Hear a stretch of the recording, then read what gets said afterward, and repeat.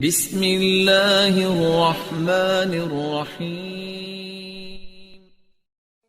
اور یاد کرو جب ہم نے آپ کی طرف جنوں کے ایک گروہ کو متوجہ کیا کہ وہ قرآن سنے، پس جب نبی کے پاس پہنچ گئے تو ایک دوسرے سے کہنے لگے خاموش ہو جاؤ۔ پھر جب تلاوت ختم ہو گئی تو اپنی قوم کو خبردار کرنے کے لیے واپس لوٹ گئے، کہنے لگے اے ہماری قوم، ہم نے یقیناً وہ کتاب سنی ہے جو موسیٰ کے بعد نازل کی گئی ہے، جو اپنے سے پہلی کتابوں کی تصدیق کرنے والی ہے، جو سچے دین اور راہ راست کی طرف راہبری کرتی ہے۔ اے ہماری قوم، اللہ کے بلانے والے کا کہا مانو، اس پر ایمان لاؤ تو اللہ تمہارے گناہ بخش دے گا اور تمہیں المناک عذاب سے پناہ دے گا۔ اس موقع پر جن آپ کے سامنے نہیں آئے تھے، نہ آپ نے ان کی آمد کو محسوس کیا تھا، بلکہ بعد میں اللہ نے وحی کے ذریعے سے آپ کو ان کے آنے اور قرآن سننے کی خبر دی۔ اس کے بعد تو جنوں کے پے در پے وفود حاضر ہونے لگے اور آپ سے ان کی آمنے سامنے ملاقاتیں ہوتی رہیں۔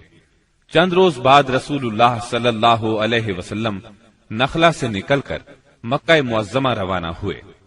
آپ کو اللہ کی طرف سے کشادگی اور فراخی کی امید تھی، جبکہ قریش کی طرف سے شر اور گرفت کا ڈر بھی تھا، اس لیے آپ نے احتیاط فرمائی۔ مکہ معظمہ کے قریب پہنچ کر ہیرا میں ٹھہر گئے اور اخنس بن شریک کے پاس ایک آدمی بھیجا کہ وہ آپ کو پناہ دے، مگر اس نے معذرت کر لی کہ وہ حلیف ہے اور حلیف پناہ نہیں دے سکتا۔ پھر آپ نے سہیل بن عمرو کے پاس یہی پیغام بھیجا، مگر اس نے بھی یہ کہہ کر معذرت کر لی کہ اس کا تعلق بنی عامر سے ہے اور ان کی پناہ بنو کعب پر لاگو نہیں ہوتی۔ اب آپ نے مطعم بن عدی کو پیغام بھیجا۔ مطعم کا دادا نوفل بن عبد مناف نبی اکرم صلی اللہ علیہ وسلم کے جد اعلی ہاشم بن عبد مناف کا بھائی تھا، اور عبد مناف قبیلہ قریش کی سب سے معزز شاخ تھی۔ چنانچہ مطعم نے جواب میں ہاں کر دی اور خود اپنے بیٹوں کے ساتھ ہتھیار بند ہو گیا اور آپ کو بلوا بھیجا۔ آپ تشریف لائے، مسجد حرام میں داخل ہوئے، پہلے خانہ کعبہ کا طواف کیا، پھر 2 رکعت نماز ادا کی، اس کے بعد گھر تشریف لے گئے۔ اس دوران میں مطعم بن عدی اور اس کی اولاد نے مسلح حالت میں آپ کو اپنے گھیرے میں لیے رکھا، اور مطعم نے قریش میں اعلان کیا کہ اس نے محمد صلی اللہ علیہ وسلم کو پناہ دے رکھی ہے۔ قریش نے اس کی اس پناہ کو منظور کیا۔ رسول اللہ صلی اللہ علیہ وسلم کا معمول تھا کہ جب حج کا زمانہ آتا اور قبائل عرب مکہ معظمہ کے قرب و جوار میں اترتے تو آپ ایک ایک قبیلے کے پاس جاتے، اسلام کی تبلیغ فرماتے، میلوں میں جا کر بھی واعظ فرماتے، قبائل کا دورہ بھی کرتے۔ طائف سے واپس آ کر آپ نے تبلیغی سرگرمیوں کا دائرہ وسیع کر دیا۔ آپ مختلف قبائل کے محلوں میں جاتے یا مکہ سے باہر چلے جاتے، اور کہیں نہ جا پاتے تو راستوں میں کھڑے ہو جاتے، جو مسافر بھی مل جاتا اسے اللہ کا پیغام سناتے۔ آپ کی تبلیغی کوششوں سے جہاں عام آدمیوں نے اسلام قبول کیا، وہاں اثر و رسوخ رکھنے والے خواص نے بھی اس نعمت کو حاصل کیا۔ ان میں سے چند نام یہ ہیں۔ سوید بن صامت رضی اللہ عنہ، یہ انصار مدینہ کے قبیلہ خزرج سے تعلق رکھتے تھے، شاعری اور جنگ میں نمایاں تھے، امثال لقمان کے حافظ تھے، یعنی سابقہ آسمانی صحیفے کے حافظ تھے۔ یہ جب مدینہ منورہ واپس پہنچے تو جنگ بؤاس چھڑ گئی اور اسی میں قتل کر دیے گئے۔ یہ مدینے کے پہلے نوجوان تھے جو آپ کی دعوت سے متاثر ہوئے۔ ایاس بن معاذ رضی اللہ عنہ، مدینہ منورہ کے مشہور قبائل اوس اور خزرج کے خونریز مارکوں میں قبیلہ اوس کو شکست ہوئی، اور اوس کے معزز لوگ قریش مکہ کے پاس گئے کہ خزرج کے مقابلے میں انہیں اپنا حلیف بنا لیں۔ ایاس بن معاذ اس وفد کے رکن تھے۔ آپ صلی اللہ علیہ وسلم سے ملاقات کا شرف حاصل ہوا تو اسلام قبول کیے بغیر نہ رہ سکے۔ جب یہ واپس مدینے پہنچے تو ان کا انتقال ہو گیا۔ زماد ازدی رضی اللہ عنہ، یہ یمن کے باشندے اور قبیلہ ازد شنوا کے ایک فرد تھے۔ اہل عرب میں جھاڑ پھونک اور تعویذ گنڈے کے لیے مشہور تھے۔ انہیں کسی نے آپ کے بارے میں بتایا کہ آپ پر جنات کا اثر ہے تو یہ آپ کا علاج کرنے کی غرض سے مکہ آئے اور پہلی ہی ملاقات میں آپ کے ہاتھوں پر بیعت کر کے اسلام قبول کیا، پھر واپس یمن چلے گئے۔ طفیل بن عمرو دوسی رضی اللہ عنہ، یہ یمن کے قبیلے دوس کے سردار تھے۔ وہاں ان کی ایک طرح سے حکومت تھی، خود شاعر تھے، بہت ذہین تھے۔ مکہ میں ان کی آمد پر اہل مکہ نے شہر سے باہر نکل کر ان کا استقبال کیا۔ آپ سے ملاقات کا شرف حاصل ہوا۔ آپ نے اسلام کی تعلیمات سنائی، قرآن کریم کی بعض آیات کی تلاوت فرمائی۔ اللہ کے کلام کے اثر سے وہ بھی ایمان لے آئے۔ ابو ذر غفاری رضی اللہ عنہ یہ یثرب کے اطراف میں رہنے والے تھے۔ رسول اللہ صلی اللہ علیہ وسلم سے ملنے کی خواہش میں پیدل چل کر مکہ معظمہ پہنچے۔ سیدنا علی رضی اللہ عنہ کے ساتھ آپ کی خدمت میں پہنچے۔ آپ نے انہیں اسلام کی تلقین کی۔ ابو ذر اسی وقت مسلمان ہو گئے۔ آپ نے ان سے فرمایا، ابو ذر ابھی اس بات کو پوشیدہ رکھو اور اپنے علاقے میں واپس چلے جاؤ۔ جب تمہیں ہمارے ظہور کی خبر مل جائے تو موقع دیکھ کر آ جانا۔ سیدنا ابو ذر غفاری رضی اللہ عنہ نے عرض کیا، پہلے تو اس خیال سے اپنے مکہ آنے کا مقصد چھپایا تھا کہ کہیں دشمنوں کے ہاتھ نہ لگ جاؤں اور سیدھا آپ کی خدمت میں نہ پہنچ سکوں۔ اب کیا ڈر ہے، میں تو اب کفار کے درمیان اسلام کا اعلان کر کے ہی وطن جاؤں گا۔ چنانچہ ابو ذر غفاری رضی اللہ عنہ کعبے میں آئے۔ وہاں قریش موجود تھے۔ ان کے اجتماع میں بلند آواز سے کلمہ شہادت پڑھا۔ بس پھر کیا تھا، کفار پکار اٹھے، مارو اس بے دین کو۔ کفار چاروں طرف سے ان پر ٹوٹ پڑے، انہیں نیچے گرا لیا اور خوب مارا۔ سیدنا عباس رضی اللہ عنہ نے دیکھ لیا، پکار اٹھے، یہ تو قبیلہ غفار کا آدمی ہے، جہاں تم تجارت کے لیے جاتے ہو اور کھجوریں لاتے ہو، اگر یہ مر گیا تو تم تجارت کے لیے اس طرف نہیں جا سکو گے۔ یہ سن کر انہوں نے ابو ذر کو چھوڑ دیا۔ دوسرے دن وہ پھر خانہ کعبہ پہنچے اور بلند آواز سے کلمہ پڑھا۔ قریش نے پھر مارا۔ آخر چند روز بعد ابو ذر واپس اپنے گھر چلے گئے۔ یہ پہلے صحابی ہیں جنہوں نے اسلام کا کلمہ بلند آواز میں پڑھ کر خانہ کعبہ میں کفار سے مار کھائی اور اسلام کے لیے ہر سختی کو خوشی سے برداشت کیا۔ نبوت کے 11ویں سال موسم حج میں یعنی جولائی 620 عیسوی میں اسلام کو چند کارآمد بیج مل گئے۔ وہ دیکھتے ہی دیکھتے سرسبز و شاداب درخت بن گئے۔ ان کی لطیف اور گھنی چھاؤں میں بیٹھ کر مسلمانوں نے برسوں کے ظلم و ستم کی تپش سے نجات پائی، انہیں راحت نصیب ہوئی۔ ان حضرات کے نام یہ ہیں: اسعد بن زرارہ، اوف بن حارث بن رفاعہ، یہ اوف بن افرا کے نام سے مشہور تھے، رافع بن مالک بن عجلان، قطبہ بن عامر بن حدیدہ، عقبہ بن عامر بن نابی اور جابر بن عبداللہ بن ریاح۔ یہ لوگ 11 نبوت میں حج کے لیے آنے والوں کے ہمراہ آئے تھے۔ چنانچہ یہ لوگ مینا کی گھاٹی میں رات کے وقت باتیں کر رہے تھے کہ رسول اللہ صلی اللہ علیہ وسلم کا گزر اس طرف سے ہوا۔ آپ نے آواز سنی تو ان کا رخ کیا، ان کے نزدیک پہنچ کر فرمایا، آپ کون لوگ ہیں؟ وہ بولے، ہم قبیلہ خزرج کا ایک گروہ ہیں۔ آپ نے فرمایا، یعنی یہود کے حلیف؟ وہ بولے، ہاں، آپ ٹھیک سمجھے۔ اس پر آپ نے فرمایا، تو پھر کیوں نہ آپ حضرات سے بیٹھ کر کچھ بات چیت کی جائے؟ انہوں نے کہا، ضرور، کیوں نہیں، تشریف رکھیے۔ چنانچہ آپ صلی اللہ علیہ وسلم وہاں ان کے پاس بیٹھ گئے۔ آپ نے ان پر اسلام کی حقیقت واضح کی، قرآن کی تلاوت کی اور اللہ عز و جل کی طرف دعوت دی۔ اس پر انہوں نے ایک دوسرے سے حیران ہو کر کہا، دیکھو، یہ تو وہی نبی معلوم ہوتے ہیں جن کے حوالے سے یہود تمہیں دھمکیاں دیا کرتے ہیں، کہیں وہ اسلام لانے میں پہل نہ کر جائیں۔ چنانچہ ان حضرات نے فوراً ہی اسلام قبول کر لیا۔ پھر انہوں نے کہا، ہم اپنی قوم کو ایسی حالت میں چھوڑ کر آئے ہیں کہ کسی اور قوم میں ان جیسی دشمنی نہیں ہے، بس اگر اللہ تعالیٰ انہیں آپ پر اکٹھا کر دے تو ان کے لیے آپ سے معزز کوئی نہیں ہوگا۔ پھر انہوں نے وعدہ کیا، ہم دین کی دعوت دیں گے، آئندہ سال حج کے موقع پر پھر آپ سے ملاقات کریں گے۔ اور پھر جب یہ لوگ واپس مدینہ منورہ گئے تو اپنے ساتھ اسلام کا پیغام بھی لے گئے۔ چنانچہ وہاں گھر گھر اسلام کا چرچا ہونے لگا۔ उसी साल यानी शव्वाल 11 नबूवत में रसूलुल्लाह सल्लल्लाहु अलैहि वसल्लम ने सैयदा आयशा रज़ियल्लाहु अन्हा से निकाह फरमाया। उस वक्त उनकी उम्र 6 बरस थी। फिर हिजरत के पहले साल शव्वाल ही में मदीने में उनकी रुखसती हुई।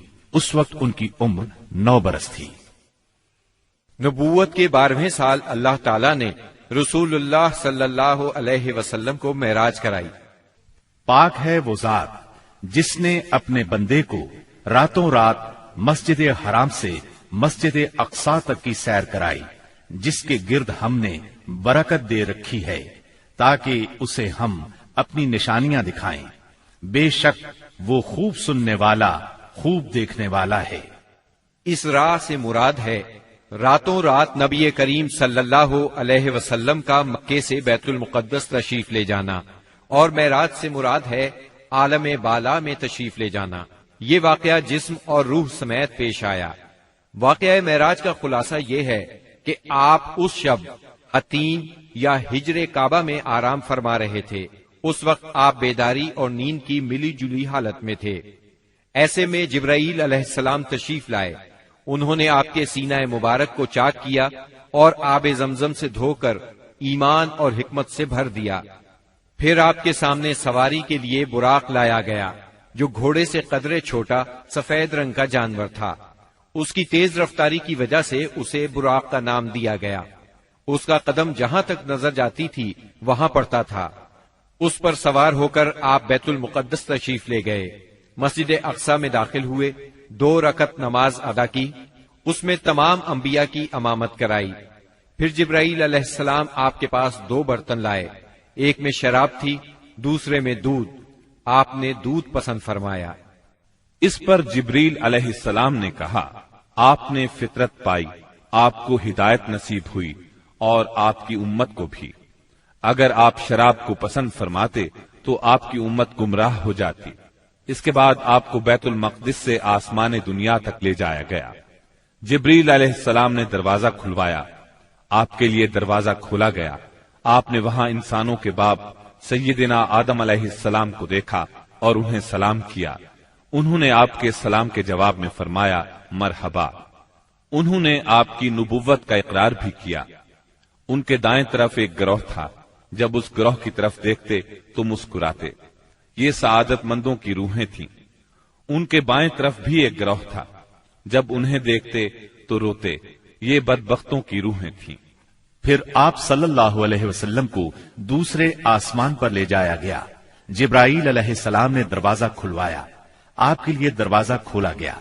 आपने उसमें 2 खालाजाद भाइयों यानी सैयदना ईसा इब्ने मरियम अलैहिस्सलाम और सैयदना यहया अलैहिस्सलाम को देखा और उन्हें सलाम किया। उन्होंने जवाब दिया मरहबा और आपकी नबूवत का इकरार किया। फिर तीसरे आसमान पर ले जाया गया। वहां आपने सैयदना यूसुफ अलैहिस्सलाम को देखा। उन्हें आधा हुस्न दिया गया था। आपने उन्हें भी सलाम किया। उन्होंने जवाब में कहा मरहबा। फिर आपकी नबूवत का इकरार किया। फिर आपको चौथे आसमान पर ले जाया गया। वहां सैयदना इदरीस अलैहिस्सलाम को देखा और आपने सलाम किया। उन्होंने सलाम का जवाब दिया मरहबा और आपकी नबूवत का इकरार किया। फिर 5वें आसमान पर ले जाया गया। वहां सैयदना हारून अलैहिस्सलाम को देखा और उन्हें सलाम किया। उन्होंने सलाम का जवाब दिया मरहबा और आपकी नबूवत का इकरार किया। फिर आपको 6ठे आसमान पर ले जाया गया। वहां सैयदना मूसा बिन इमरान अलैहिस्सलाम से मुलाकात हुई। आपने उन्हें सलाम किया। उन्होंने जवाब में कहा मरहबा और आपकी नबूवत का इकरार किया। इसके बाद आपको 7वें आसमान पर ले जाया गया। वहां आपकी मुलाकात इब्राहीम अलैहिस्सलाम से हुई। आपने उन्हें सलाम किया। जवाब में उन्होंने कहा मरहबा और आपकी नबूवत का इकरार किया। वो अपनी पुश्त बैत मामूर से लगाए हुए थे, जिसमें रोजाना 70,000 फरिश्ते दाखिल होते हैं और वहां उनके पलटने की बारी नहीं आती। फिर आपको सिदरतुल मुंतहा तक ले जाया गया।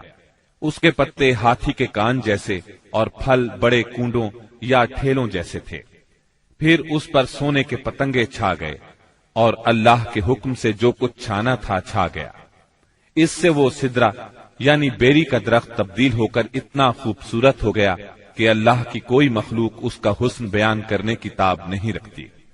پھر آپ کو جبار جل جلالہ کے حضور لے جایا گیا اور آپ باری تعالیٰ کے اتنے قریب ہو گئے کہ 2 کمانوں کے برابر یا اس سے بھی کم فاصلہ رہ گیا۔ اس وقت اللہ نے آپ پر اور آپ کی امت پر دن رات میں 5 نمازیں فرض فرمائیں۔ اس میں شک نہیں کہ نماز اعلان نبوت کے ساتھ ہی فرض ہو گئی تھی، مگر اس وقت صرف فجر اور عصر کی 2 نمازیں فرض ہوئی تھیں۔ چنانچہ آپ بھی 2 نمازیں ادا فرماتے رہے اور مسلمان ہونے والوں کو بھی 2 نمازوں ہی کی تعلیم دیتے رہے، یہاں تک کہ اس موقع پر 5 نمازیں فرض ہوئیں۔ عقیدہ توحید کے بعد نماز ہی اسلام کا وہ پہلا عظیم رکن ہے جو مسلمانوں پر سب سے پہلے فرض ہوتا ہے اور سب سے آخر تک فرض رہتا ہے۔ نماز کی فرضیت صحت و بیماری، خوشی و غمی، سفر و حضر اور خوف و خطر غرض کسی بھی حالت میں مسلمان سے ساقط نہیں ہوتی۔ موسم، جگہ کی تبدیلی اور کوئی بیماری ایسی نہیں جس میں مسلمان کو نماز کی معافی ہو۔ نبی اکرم صلی اللہ علیہ وسلم نے فرمایا، نماز میری آنکھوں کی ٹھنڈک اور دل کا سرور ہے۔ پھر اسی رات نبی صلی اللہ علیہ وسلم مکہ مکرمہ واپس تشریف لے آئے۔ صبح ہوئی اور آپ نے اپنی قوم کو ان بڑی بڑی نشانیوں کی خبر دی جو اللہ جل شانہ نے آپ کو دکھلائی تھی، تو قوم کے جھٹلانے اور تکالیف پہنچانے میں اور زیادہ شدت آ گئی۔ کسی نے تالیاں بجا کر آپ کا مذاق اڑایا تو کسی نے حیرت اور انکار کے انداز میں اپنے سر پر ہاتھ رکھ لیا۔ کچھ لوگ ابو بکر صدیق رضی اللہ عنہ کے پاس گئے اور تنزیہ انداز میں بولے، کچھ سنا تمہارے دوست محمد کیا کہہ رہے ہیں؟ سیدنا ابو بکر صدیق رضی اللہ عنہ نے پوچھا، انہوں نے کیا کہا ہے؟ جواب میں انہوں نے وہ سب کچھ دوہرا دیا جو آپ نے بیان فرمایا تھا۔ اس پر سیدنا صدیق اکبر رضی اللہ عنہ نے فرمایا، اگر یہ باتیں آپ نے فرمائی ہیں تو بالکل سچ فرمائی ہیں۔ لوگوں نے کہا، گویا آپ ان کی تصدیق کرتے ہیں۔ جواب میں صدیق اکبر رضی اللہ عنہ نے عجیب بات فرمائی، کہنے لگے، میں تو اس سے بھی دور کی بات پر آپ کی تصدیق کرتا ہوں۔ آسمان سے صبح شام جو خبریں آتی ہیں میں ان میں بھی آپ کو سچا جانتا ہوں۔ ان کے اسی جواب پر ان کا لقب صدیق مشہور ہوا۔ ادھر کفار نے آپ کا امتحان لینے کا پروگرام بنایا۔ پوچھا، آپ بیت المقدس کے بارے میں تفصیل سے بتائیں۔ آپ نے اس سے قبل بیت المقدس کبھی نہیں دیکھا تھا، نہ معراج کے وقت آپ نے اس کی تفصیل ذہن میں بٹھائی تھی، لیکن اللہ نے آپ کے لیے اس کو روشن کر دیا اور آپ اس کی نشانیاں بتاتے چلے گئے۔ آپ نے ایک ایک دروازے اور ایک ایک جگہ کی تفصیل بیان فرما دی، اور وہ آپ کی کوئی بات جھٹلا نہ سکے، اس لیے کہ انہوں نے تو بارہا بیت المقدس دیکھا تھا۔ وہ صرف اتنا کہہ سکے، جہاں تک نشانیوں کا تعلق ہے وہ آپ نے درست بتائی ہے۔ پھر انہوں نے ایک قافلے کے بارے میں سوال کیا۔ وہ قافلہ ملک شام سے مکہ معظمہ کی طرف آ رہا تھا۔ آپ نے اس قافلے کے اونٹوں کی تعداد، قافلے کی دوسری تفصیل اور مکہ پہنچنے کا وقت اور جو اونٹ سب سے آگے آ رہا تھا اس کی مکمل خبر انہیں دے دی۔ پھر جو تفصیل آپ نے قافلے کی بیان فرمائی تھی وہ بالکل اسی کے مطابق مکہ معظمہ میں داخل ہوا، لیکن وہ ظالم پھر بھی آپ پر ایمان نہ لائے، اپنے کفر ہی پر ڈٹے رہے۔ ہم بتا چکے ہیں کہ نبوت کے 11ویں سال موسم حج میں یثرب کے 6 آدمیوں نے اسلام قبول کر لیا تھا اور رسول اللہ صلی اللہ علیہ وسلم سے وعدہ کیا تھا کہ اپنی قوم میں جا کر آپ کی رسالت کی تبلیغ کریں گے۔ اس کا نتیجہ یہ ہوا کہ اگلے سال جب موسم حج آیا، یعنی ذی الحج 12 نبوی بمطابق جولائی 621 عیسوی، تو 12 آدمی حاضر ہوئے۔ ان میں 10 خزرج سے اور 2 اوس سے تھے۔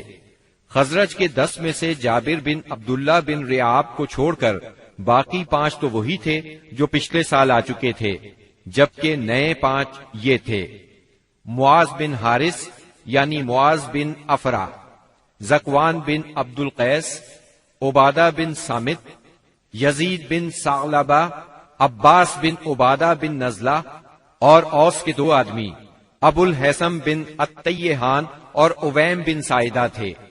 یہ لوگ مینا کی گھاٹی میں رسول اللہ صلی اللہ علیہ وسلم کے ساتھ جمع ہوئے۔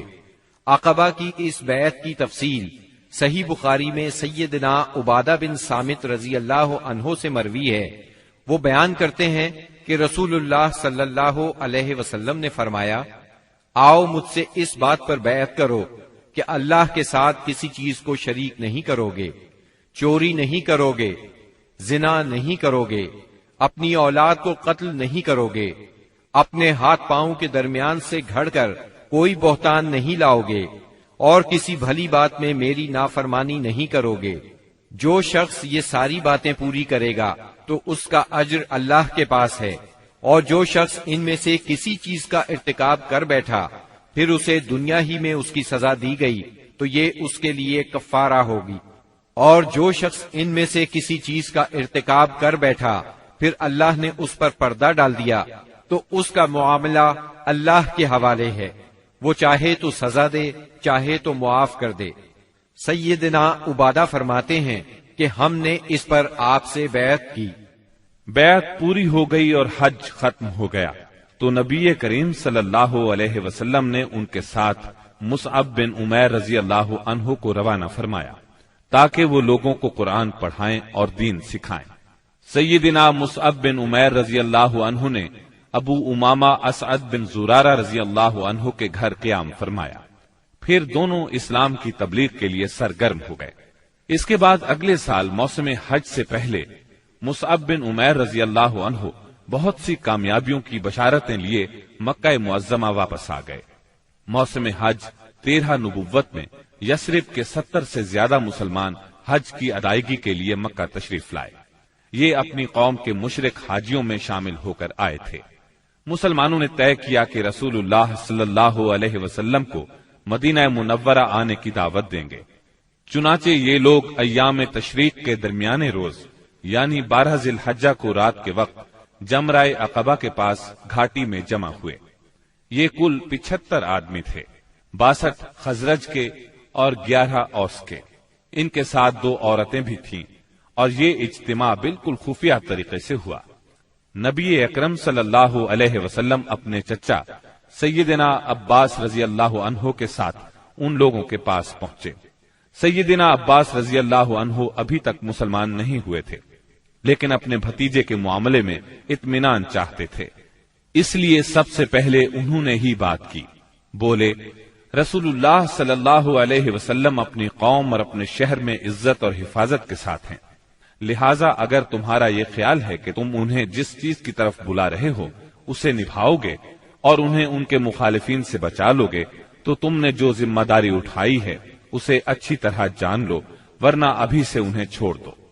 ان کے جواب میں اہل یثرب کے ترجمان سیدنا برا بن معرور رضی اللہ عنہ نے کہا، ہم رسول اللہ صلی اللہ علیہ وسلم سے سچے دل سے وفاداری کا ارادہ رکھتے ہیں، اپنی جانیں ان پر نچھاور کر دیں گے، لہٰذا اے اللہ کے رسول آپ بات کیجئے اور اپنے رب کے لیے اور اپنے لیے جو عہد و پیمان پسند ہو لے لیجئے۔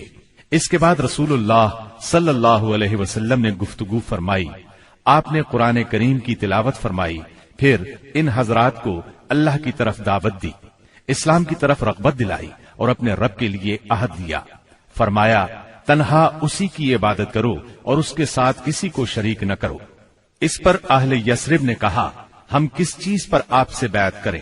نبی کریم صلی اللہ علیہ وسلم نے فرمایا، چستی اور سستی ہر حالت میں بات سنو گے اور مانو گے، تنگی اور خوشحالی ہر حال میں مال خرچ کرو گے، بھلائی کا حکم دو گے اور برائی سے روکو گے، اللہ کے راستے میں اٹھ کھڑے ہوگے اور اس سلسلے میں کسی ملامت کرنے والے کی ملامت کی پرواہ نہیں کرو گے، اور جب میں تمہارے پاس آ جاؤں تو میری مدد کرو گے، اور جس چیز سے اپنی جان اور اپنے بال بچوں کی حفاظت کرتے ہو اسی سے میری حفاظت کرو گے، اور تمہارے لیے جنت ہے۔ سیدنا عبادہ رضی اللہ عنہ فرماتے ہیں کہ ہم نے آپ سے اس بات پر بھی بیعت کی کہ حکومت کے بارے میں اہل حکومت سے جھگڑا نہیں کریں گے۔ اس پر سیدنا برا بن معرور رضی اللہ عنہ نے آپ کا ہاتھ پکڑا اور عرض کیا، ہاں اس ذات کی قسم جس نے آپ کو حق کے ساتھ بھیجا ہے، ہم یقیناً اس چیز سے آپ کی حفاظت کریں گے جس سے اپنے بال بچوں کی حفاظت کرتے ہیں۔ لہذا آپ ہم سے بیعت لیجئے۔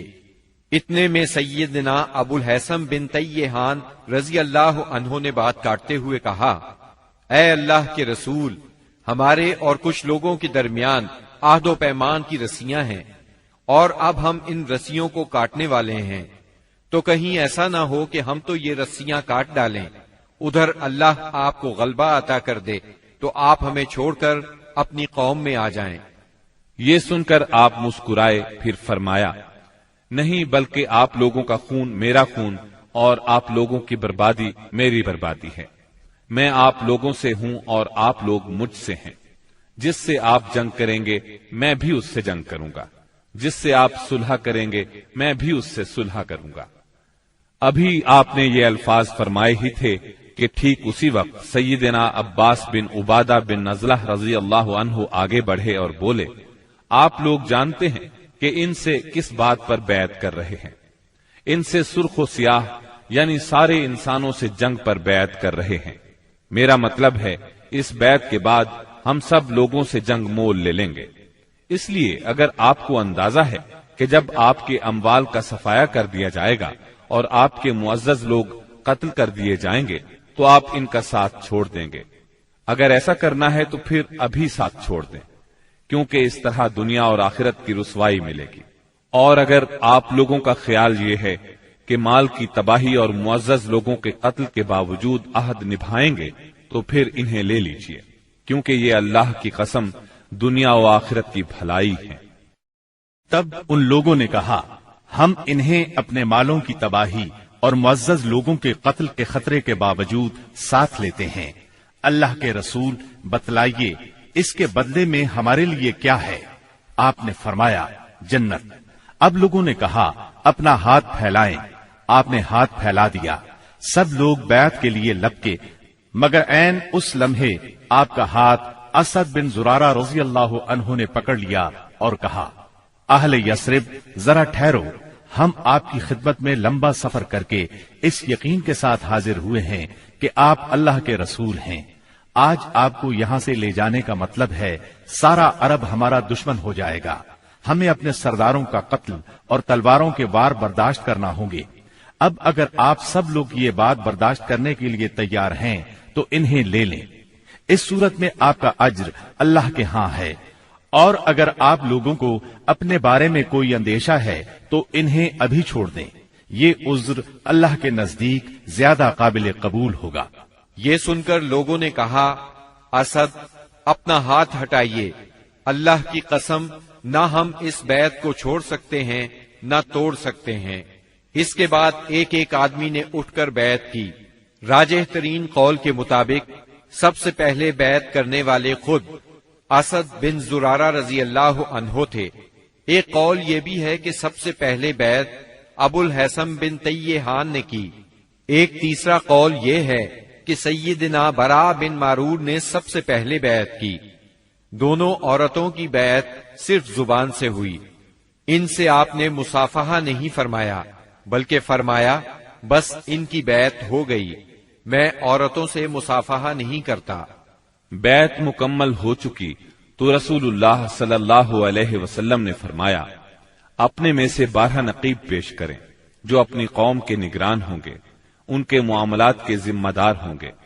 اس پر 9 آدمی خزرج سے اور 3 آدمی اوس سے منتخب کیے گئے۔ جب ان کا انتخاب ہو چکا تو رسول اللہ صلی اللہ علیہ وسلم نے فرمایا، آپ لوگ اپنی قوم کے تمام معاملات کے ذمہ دار ہیں، جس طرح عیسیٰ علیہ السلام کے حواری ان کی طرف سے کفیل ہوئے تھے، اور میں اپنی قوم یعنی مسلمانوں کا کفیل ہوں۔ ان سب نے ایک زبان ہو کر کہا، جی ہاں۔ تو یہ تھی دوسری بیعت عقبہ۔ یہ نبی صلی اللہ علیہ وسلم کی زندگی میں اب تک کی سب سے بڑی بیعت تھی۔ اس بیعت کی وجہ سے حالات کا رخ تبدیل ہوا، تاریخ نے ایک اہم موڑ لیا۔ عقبہ کی پہلی اور دوسری بیعت کے بعد یثرب میں مسلمانوں کو امن اور پناہ کی جگہ مل گئی، اس لیے نبی کریم صلی اللہ علیہ وسلم نے مکے کے مسلمانوں کو اجازت دے دی کہ وہ اپنا وطن چھوڑ کر شہر مدینہ ہجرت کر جائیں۔ مکہ میں اب گنتی کے چند مسلمان رہ گئے تھے۔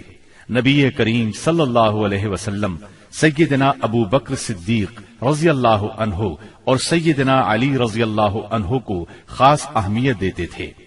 اسی لیے قریش کو اندازہ تھا کہ اب یہ تینوں بھی مدینے چلے جائیں گے۔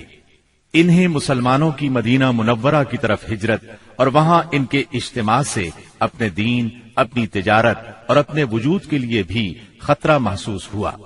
چنانچہ وہ 26 صفر 14 نبوت بمطابق 16 ستمبر 22 عیسوی جمعرات کے دن پہلے پہر غور و خوض کے لیے دار الندوہ میں جمع ہوئے۔ اس اجتماع میں قریش کے قریباً سبھی سردار موجود تھے۔ ابلیس بھی نجد کے ایک شیخ جلیل کی صورت میں اجازت لے کر ان میں شریک ہوا۔ ان سب لوگوں کو اصل مسئلہ پیش کیا گیا۔ سب نے اپنے اپنے انداز میں اور اپنی اپنی عقل کے مطابق تجویز پیش کی، لیکن ہر تجویز میں کوئی نہ کوئی خامی محسوس ہوئی، اس لیے تمام تجاویز رد کر دی گئیں۔ اب ابو جہل نے کہا، اس کے بارے میں میری ایک رائے ہے، میں نے دیکھا ہے کہ تم اب تک اس پر نہیں پہنچے۔ وہ رائے یہ ہے کہ ہم ہر قبیلے سے ایک مضبوط صاحب نسب اور باںکا جوان منتخب کریں، ان میں سے ہر ایک کو ایک ایک تلوار دیں، اس کے بعد سب کے سب اس شخص کا رخ کریں اور اسے ایک ہی وار میں اس طرح قتل کریں کہ سب کی تلواریں اس پر پڑیں۔ اس طرح اس کا خون سارے قبائل میں بکھر جائے گا اور عبد مناف سارے قبیلوں سے جنگ نہیں کر سکیں گے، اس لیے دیت یعنی خون بہا لینے پر راضی ہو جائیں گے اور وہ ہم انہیں دے دیں گے۔ شیخ نجدی یعنی ابلیس نے فوراً کہا، یہ ہوئی بات جو اس جوان نے کہی، رائے ہو تو ایسی، باقی سب بیکار۔ باقی لوگوں نے بھی اس رائے کو منظور کیا اور پھر اس کی تیاری میں لگ گئے۔ ابو جہل کے اس شیطانی منصوبے پر عمل کرنے کے لیے ایک رات سب قبیلوں کے بہادر ہاتھوں میں تلواریں لیے رسول اللہ صلی اللہ علیہ وسلم کے گھر کے چاروں طرف چھپ کر کھڑے ہو گئے۔ یہ قریش کا مکر تھا، لیکن انہوں نے یہ مکر اللہ سبحانہ و تعالی کے مقابلے میں کیا تھا، اس لیے اللہ نے اس طرح کا وار کیا کہ وہ سمجھ بھی نہ سکے۔ چنانچہ جبریل علیہ السلام نازل ہوئے اور نبی صلی اللہ علیہ وسلم کو قریش کی سازش کی خبر دی، ہجرت کی اجازت دی، دن اور نکلنے کا وقت مقرر کیا اور قریش کے مکر کو رد کرنے کا پروگرام بنایا۔ چنانچہ فرمایا، جس بستر میں آپ سویا کرتے ہیں آج کی رات اس بستر پر نہ سوئیں۔ چنانچہ اس رات آپ نے سیدنا علی رضی اللہ عنہ کو اپنے بستر پر سلا دیا۔ کفار نے آپ کے بستر پر سیدنا علی رضی اللہ عنہ کو چادر تانے سوئے ہوئے دیکھا تو گمان کیا کہ آپ سو رہے ہیں، چنانچہ فخر اور غرور سے مٹکنے لگے اور آپ کی گھات میں بیٹھ گئے تاکہ جب آپ اٹھ کر باہر نکلیں تو سب آپ پر ٹوٹ پڑیں۔ ادھر رسول اللہ صلی اللہ علیہ وسلم عین اس حالت میں کہ یہ لوگ آپ کے گھر کو گھیرے میں لیے ہوئے تھے باہر تشریف لائے۔ آپ اس وقت سورہ یاسین کی آیت 9 تلاوت فرما رہے تھے۔ ہم نے ان کے آگے رکاوٹ کھڑی کر دی اور ان کے پیچھے رکاوٹ کھڑی کر دی، پس ہم نے انہیں ڈھانک لیا اور وہ دیکھ نہیں رہے ہیں۔ چنانچہ اللہ تعالیٰ نے ان کی نگاہیں پکڑ لیں اور وہ آپ کا قطعاً احساس نہ کر سکے۔ اس کے بعد آپ اپنے گھر سے اسی وقت ابو بکر صدیق رضی اللہ عنہ کے گھر تشریف لے گئے اور انہیں اللہ کے حکم کی خبر دی۔ ابو بکر صدیق رضی اللہ عنہ پہلے ہی ہجرت کے لیے تیار تھے، چنانچہ انہوں نے اپنا تمام اثاثہ 6000 درہم اور ستوؤں کا تھیلا لیا اور مکان کی ایک کھڑکی سے نکل کر دونوں حضرات نے یمن کا رخ کیا اور فجر کی پو پھٹنے سے پہلے سور نامی پہاڑ کے ایک غار تک جا پہنچے۔ کوہ سور مکہ معظمہ سے 5 میل دور جنوب مغرب میں واقع ہے۔ اس ویران پہاڑ میں ایک تنگ غار ہے، یہ غار سور کے نام سے مشہور ہے۔ یہ غار اب تک موجود ہے، مکے سے مدینہ شمال کی طرف ہے۔ قریش کا خیال تھا کہ آپ نے اپنا سفر شمال ہی کی طرف کیا ہوگا، لیکن آپ اپنے سفر کا آغاز مخالف سمت سے کر کے غار سور میں جا پہنچے۔ ابو بکر صدیق رضی اللہ عنہ بھی آپ کے ساتھ تھے، اس لیے انہیں یار غار کہا جاتا ہے۔ رسول اللہ صلی اللہ علیہ وسلم اپنے یار غار کے ساتھ 3 دن اور 3 راتیں غار ثور میں رہے۔ رات کی تاریکی میں سیدنا ابو بکر صدیق رضی اللہ عنہ کے فرزند سیدنا عبداللہ بن ابی بکر رضی اللہ عنہ دشمنوں کی سرگرمیوں کی اطلاعات پہنچاتے رہے۔ ادھر سیدنا ابو بکر صدیق رضی اللہ عنہ کے غلام عامر بن فہیرہ بکریاں چراتے رہتے، اور جب رات کا ایک حصہ گزر جاتا تو ان بکریوں کو لے کر ان کے پاس پہنچ جاتے۔ اس طرح دونوں حضرات دودھ نوش فرما لیتے۔ پھر صبح سویرے ہی عامر بن فہیرہ بکریاں ہانک کر چل دیتے، اور وہ بکریوں کو عبداللہ بن ابی بکر رضی اللہ عنہ کے قدموں کے نشانات پر سے لے جاتے تاکہ وہ نشانات مٹ جائیں۔ باقی رہے قریش تو ان کے جوان رسول اللہ صلی اللہ علیہ وسلم کے اٹھنے کے انتظار میں گھر کو گھیرے بیٹھے رہے یہاں تک کہ صبح ہو گئی۔ صبح ہونے پر جب سیدنا علی رضی اللہ عنہ آپ کے بستر سے اٹھے تو قریش کے ہوش اڑ گئے۔ انہوں نے سیدنا علی رضی اللہ عنہ سے آپ کے بارے میں پوچھا تو انہوں نے جواب دیا، مجھے علم نہیں۔ اس پر انہوں نے سیدنا علی رضی اللہ عنہ کو مارا اور گھسیٹ کر خانہ کعبہ تک لے گئے۔ کچھ دیر قید رکھا، پھر جب محسوس کیا کہ انہیں قید میں رکھنے کا کوئی فائدہ نہیں تو چھوڑ دیا۔ اس کے بعد یہ لوگ سیدنا صدیق اکبر رضی اللہ عنہ کے گھر آئے۔ ان کی صاحبزادی سیدہ اسماء رضی اللہ عنہا سے ان کے بارے میں پوچھا۔ انہوں نے فرمایا، مجھے معلوم نہیں۔ اس پر خبیث ابو جہل نے ان کے رخسار پر اس زور کا تماچا مارا کہ کان کی بالی گر گئی۔ پھر انہوں نے ہر طرف آپ کی تلاش شروع کر دی اور یہ اعلان بھی کیا، جو کوئی ان دونوں کو زندہ یا مردہ حاضر کرے اسے ہر ایک کے بدلے 100 اونٹ انعام میں دیے جائیں گے۔ اس طرح بہت سے لوگ انعام کے لالچ میں نکل کھڑے ہوئے۔ کچھ تلاش کرنے والے غار ثور تک بھی جا پہنچے۔ وہ غار کے اس قدر نزدیک پہنچ گئے کہ اگر جھک کر نیچے دیکھ لیتے تو انہیں دیکھ لیتے۔ یہ صورتحال دیکھ کر سیدنا ابو بکر صدیق رضی اللہ عنہ فکر مند ہوئے۔ آپ صلی اللہ علیہ وسلم نے انہیں غمزدہ دیکھ کر فرمایا، ابو بکر، ایسے 2 آدمیوں کے بارے میں کیا خیال ہے جن کا تیسرا اللہ ہو؟ غم نہ کرو، یقیناً اللہ ہمارے ساتھ ہے۔ اس واقعے کا ذکر سورہ توبہ کی آیت 40 میں آیا ہے۔ اگر تم اس کی مدد نہ کرو گے تو اس کی اللہ نے مدد کی ہے، جس وقت انہیں کافروں نے نکالا تھا کہ وہ 2 میں سے دوسرا تھا، جبکہ وہ دونوں غار میں تھے۔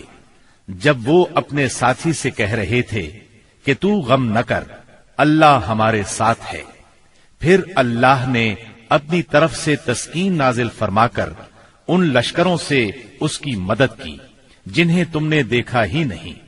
اس نے کافروں کی بات کو پست کر دیا، اور بات تو اللہ ہی کی بلند ہے، اور اللہ زبردست حکمت والا ہے۔ پیر کی رات ربیع الاول 1 ہجری کو نبی کریم صلی اللہ علیہ وسلم غار ثور سے باہر تشریف لائے۔ آپ نے ایک شخص عبداللہ بن عریقت کو اجرت پر رہنمائی کے لیے مقرر کر لیا تھا۔ یہ شخص اگرچہ قریش کے دین پر تھا، لیکن اس پر آپ کو اعتماد تھا۔ وہ وعدے کے مطابق 2 سواریاں لیے جبل ثور کے دامن میں آ گیا، اور رسول اللہ صلی اللہ علیہ وسلم اور سیدنا ابو بکر صدیق رضی اللہ عنہ نے کوچ کیا۔ ان کے ساتھ عامر بن فہیرہ بھی تھے۔ عبداللہ بن عریقت آپ کو لیے پہلے جنوب کی جانب یمن کے رخ پر دور تک چلا، پھر مغرب کی طرف مڑا اور ساحل سمندر کا رخ کیا۔ ساحل کے قریب پہنچ کر وہ شمال کی طرف مڑ گیا اور ایک ایسے راستے پر چلا کہ اس پر کوئی مشکل ہی سفر کرتا تھا۔ دوسرے دن یہ مختصر سا قافلہ ایک خیمے کے پاس پہنچا۔ یہ خیمہ قدید کے اطراف میں مشلل کے علاقے میں تھا۔ مشلل مکہ معظمہ سے 130 کلومیٹر کے فاصلے پر ہے۔ اس خیمے میں ایک عورت موجود تھی۔ آپ نے اس عورت سے فرمایا، تمہارے پاس کھانے کے لیے کچھ ہے؟ اس نے معذرت کی اور بتایا، میری بکریاں چرنے کے لیے گئی ہیں۔ خیمے میں آپ کو ایک بکری نظر آئی، وہ بہت کمزور تھی۔ ریوڑ کے ساتھ نہیں جا سکتی تھی، اس لیے خیمے میں موجود تھی۔ اس کے تھنوں میں نام کو بھی دودھ نہیں تھا۔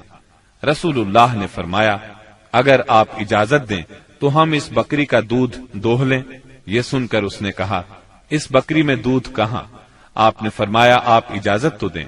اس نے اجازت دے دی۔ آپ نے اسے دوہا تو دودھ سے ایک برتن بھر گیا۔ برتن اتنا بڑا تھا کہ ایک پوری جماعت مل کر اس کو اٹھا سکتی تھی۔ ام معبد کی حیرت کی انتہا نہ رہی۔ آپ نے پہلے اسے دودھ پلایا، جب وہ سیر ہو گئی تو اپنے ساتھیوں کو پلایا۔ جب وہ بھی سیر ہو گئے تو آپ نے دودھ نوش فرمایا۔ پھر اس برتن کو تھنوں کے نیچے رکھ کر دودھ دوہا۔ وہ برتن دوبارہ بھر گیا۔ برتن ام معبد کے پاس چھوڑ کر آپ آگے روانہ ہوئے۔ بکریاں چرا کر جب اس عورت کا خاوند گھر آیا تو دودھ سے بھرا برتن دیکھ کر حیران ہوا۔ دریافت کرنے پر ام معبد نے ساری بات کہہ سنائی۔ نبی صلی اللہ علیہ وسلم کا حلیہ سر سے لے کر پاؤں تک اور بات چیت کا انداز تک اسے بتایا۔ یہ سن کر ابو معبد بول اٹھا، یہ تو واللہ صاحب قریش ہیں، میرا ارادہ ہے کہ آپ کا ساتھ اختیار کروں، اور کوئی راستہ ملا تو ایسا ضرور کروں گا۔ کہا جاتا ہے کہ دونوں میاں بیوی کچھ عرصے بعد مدینہ منورہ پہنچے اور اسلام کی دولت سے مالا مال ہوئے۔ آپ قدید سے آگے بڑھے۔ ادھر سراقہ بن مالک بن جوشم مدلجی نے قریش کے انعام کا اعلان سن کر لالچ میں آ کر اپنے گھوڑے پر آپ کا پیچھا کیا اور قدید تک پہنچ گیا۔ آپ کے نزدیک پہنچا تو اس کا گھوڑا پھسل گیا۔ سراقہ نیچے آ گرا۔ وہ اٹھا اور فال کے تیر نکالے۔ دیکھنا چاہتا تھا کہ اسے کوئی نقصان تو نہیں پہنچنے والا۔ تیر وہ نکلا جو ناپسندیدہ تھا، لیکن اس نے بری فال کی پرواہ نہ کی۔ پھر سوار ہو کر آگے بڑھا۔ وہ اس حد تک قریب پہنچ گیا کہ آپ کی قرات کی آواز سنائی دینے لگی۔ آپ نے اس طرف کوئی توجہ نہ کی، جبکہ سیدنا ابو بکر صدیق رضی اللہ عنہ بار بار مڑ کر دیکھ رہے تھے۔ ایسے میں اچانک اس کے گھوڑے کے اگلے دونوں پاؤں زمین میں دھس گئے، یہاں تک کہ گھٹنوں تک جا پہنچے اور وہ ایک بار پھر نیچے گرا۔ سراقہ نے گھوڑے کو ڈانٹا، اسے بڑی مشکل سے کھڑا کیا، اس کے پاؤں زمین سے نکالے۔ جب وہ سیدھا کھڑا ہوا تو اس کے پاؤں کے نشانات سے دھوئیں جیسا غبار آسمان کی طرف اڑ رہا تھا۔ سراقہ نے پھر فال کے تیر نکالے، پھر وہی ناپسندیدہ تیر نکلا۔ اس سے اس پر زبردست خوف اور روب طاری ہو گیا اور اسے یقین ہو گیا کہ رسول اللہ صلی اللہ علیہ وسلم کا معاملہ غالب آ کر رہے گا۔ چنانچہ وہ پکار اٹھا، مجھے امان دی جائے۔ آپ صلی اللہ علیہ وسلم اور آپ کے ساتھی ٹھہر گئے۔ یہ آپ کے نزدیک چلا آیا اور بتلایا کہ قریش نے کیا طے کیا ہے اور وہ خود کس ارادے سے آیا تھا۔ پھر اس نے سامان سفر اور مال کی پیشکش کی۔ آپ نے کچھ لینے سے انکار فرمایا، البتہ اس سے فرمایا، تم ہمارے بارے میں کسی کو نہ بتانا۔ سراقہ نے پروانہ امن کا مطالبہ کیا۔ آپ نے عامر بن فہیرہ کو حکم دیا اور انہوں نے چمڑے پر لکھ دیا۔ پھر سراقہ وہاں سے واپس پلٹا اور جو کوئی آپ کی تلاش میں ملا اس سے کہتا گیا، میں اس طرف کی کھوج لے چکا ہوں، یہاں تمہارا جو کام تھا میں کر چکا ہوں۔ اس طرح تلاش کرنے والے اس راستے پر آگے نہ بڑھ سکے، واپس لوٹتے چلے گئے۔ راستے میں رسول اللہ صلی اللہ علیہ وسلم کو بریدہ بن حسیب اسلمی ملے۔ یہ اپنی قوم کے سردار تھے۔ قریش نے جس زبردست انعام کا اعلان کر رکھا تھا، اسی کے لالچ میں نبی صلی اللہ علیہ وسلم اور سیدنا ابو بکر صدیق رضی اللہ عنہ کی تلاش میں نکلے تھے۔ لیکن جب رسول اللہ صلی اللہ علیہ وسلم سے سامنا ہوا اور بات چیت ہوئی تو نقد دل دے بیٹھے اور اپنی قوم کے 70 آدمیوں سمیت وہیں مسلمان ہو گئے۔ پھر اپنی پگڑی اتار کر نیزے سے باندھ لی، جس کا سفید پھریرا ہوا میں لہرا رہا تھا اور بشارت سنا رہا تھا کہ امن کا بادشاہ، صلح کا حامی، دنیا کو عدالت اور انصاف سے بھرپور کرنے والا تشریف لا رہا تھا۔ آپ وادی ریم میں پہنچے تو سیدنا زبیر بن عوام سے ملاقات ہوئی۔ یہ مسلمانوں کے ایک تجارتی قافلے کے ساتھ شام سے واپس آ رہے تھے۔ انہوں نے رسول اللہ صلی اللہ علیہ وسلم اور ابو بکر صدیق رضی اللہ عنہ کو سفید پارچجات پیش کیے۔ سوموار 8 ربیع الاول 14 نبوت بمطابق یکم ہجری 23 ستمبر 622 عیسوی کو رسول اللہ صلی اللہ علیہ وسلم قباء میں داخل ہوئے۔ ادھر اہل مدینہ نے جب سے رسول اللہ صلی اللہ علیہ وسلم کی روانگی کی خبر سنی تھی، روزانہ صبح ہی صبح حرہ کی طرف نکل جاتے تھے، اور جب سخت دوپہر ہو جاتی تو واپس پلٹ آتے۔ ایک روز طویل انتظار کے بعد لوگ اپنے اپنے گھروں کو واپس جا چکے تھے کہ ایک یہودی اپنے کسی ٹیلے پر کچھ دیکھنے کے لیے چڑھا۔ کیا دیکھتا ہے کہ رسول اللہ صلی اللہ علیہ وسلم اور آپ کے ساتھی سفید کپڑوں میں ملبوس چلے آ رہے ہیں۔ اس نے بے خود ہو کر نہایت بلند آواز سے کہا، عرب کے لوگوں، یہ رہا تمہارا نصیب جس کا تم انتظار کر رہے تھے۔ مسلمانوں نے اس کی آواز سنی تو ہتھیار اٹھا کر استقبال کے لیے دوڑ پڑے۔ سب نے مل کر اللہ اکبر کا نعرہ لگایا۔ پھر یہ لوگ حرہ تک چلے آئے اور وہیں آپ سے ملاقات کی۔ اس کے بعد آپ داہنی جانب مڑ گئے اور قباء میں بنی عمرو بن عوف کی آبادی میں قیام فرمایا۔ آپ سیدنا ابو بکر صدیق رضی اللہ عنہ کے ساتھ دوسرے لوگوں کے درمیان میں بیٹھ گئے۔ اب ہوا یہ کہ جو بھی آتا سیدنا ابو بکر صدیق کو اللہ کا رسول خیال کر کے انہیں سلام کرتا، اس لیے کہ آپ کے بالوں میں سفیدی آ چکی تھی۔ جب اللہ کے رسول صلی اللہ علیہ وسلم پر دھوپ آ گئی اور ابو بکر رضی اللہ عنہ نے آپ کو دھوپ سے بچانے کے لیے چادر تانی تو لوگوں کو معلوم ہوا کہ یہ اللہ کے رسول ہیں۔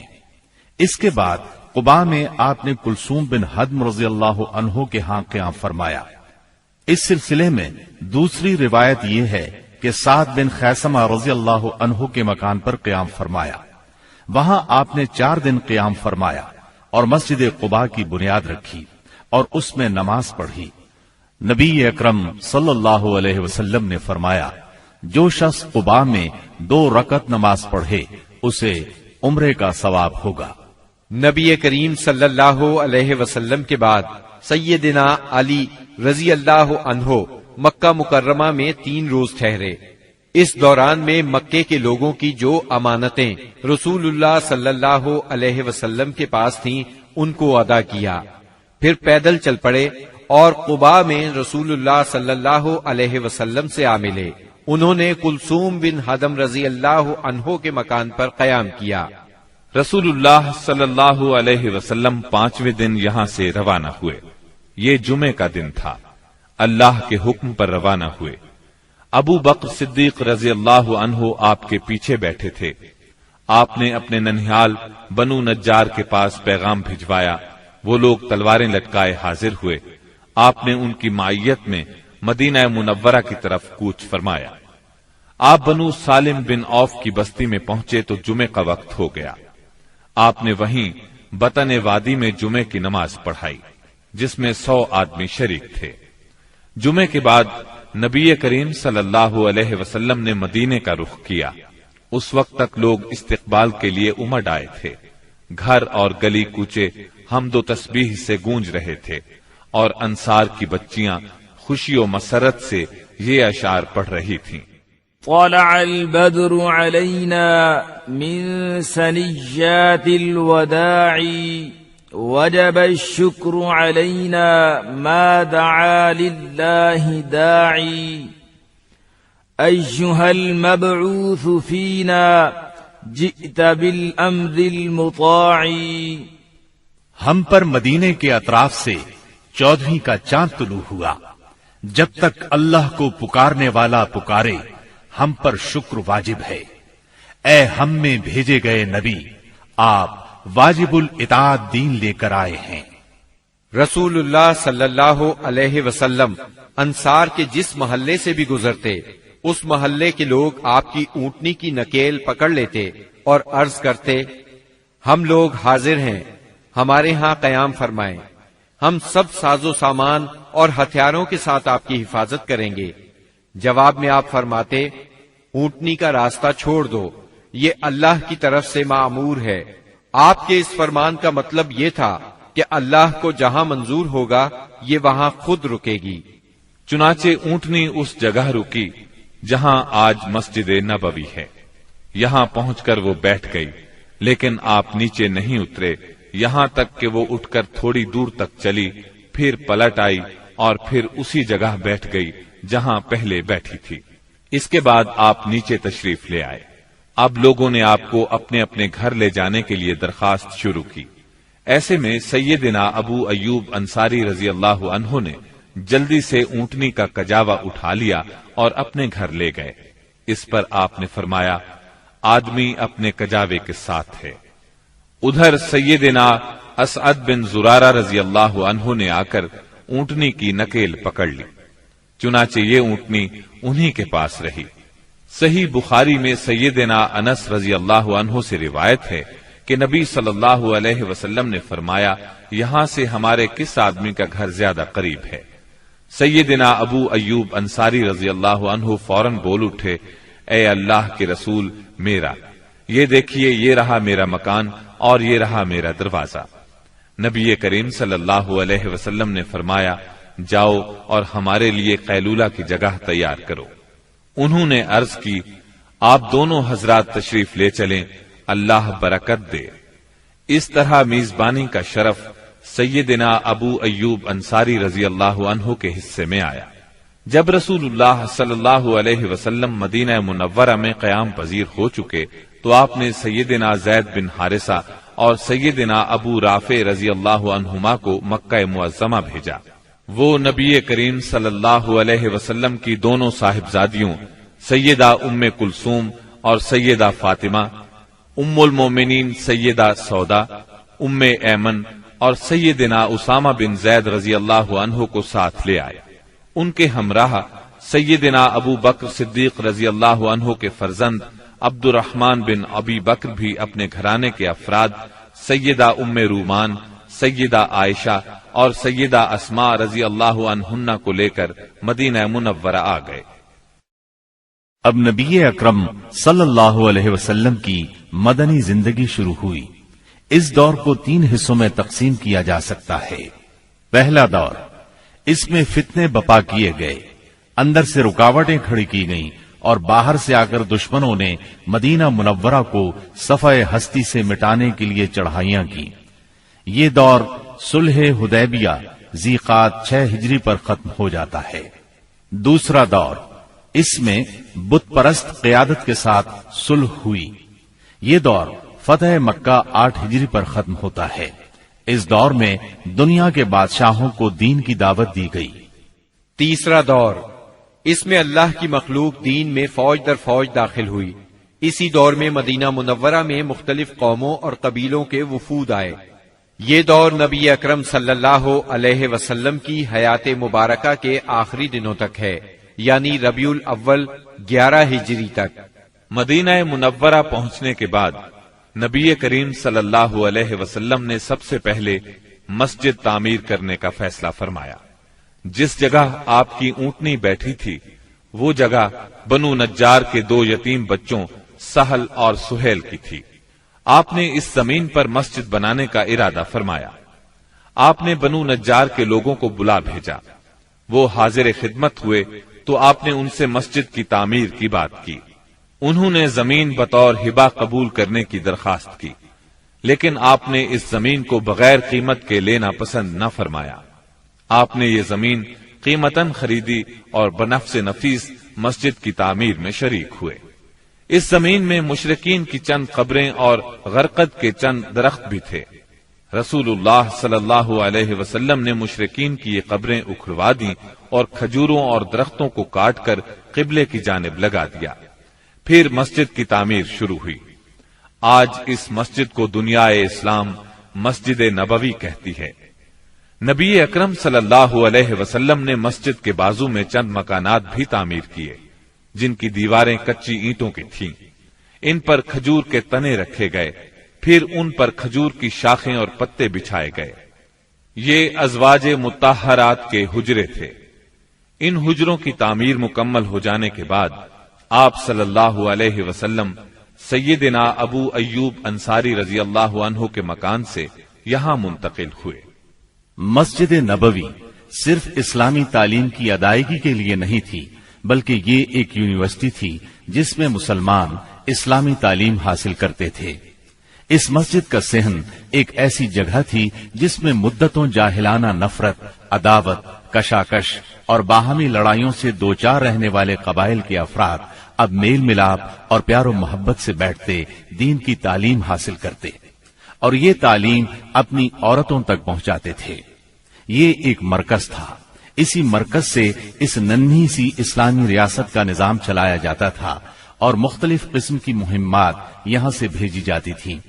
اس کے علاوہ اس کی حیثیت ایک پارلیمنٹ کی بھی تھی جس میں مجلس شورا اور مجلس انتظامیہ کے اجلاس منعقد ہوتے تھے۔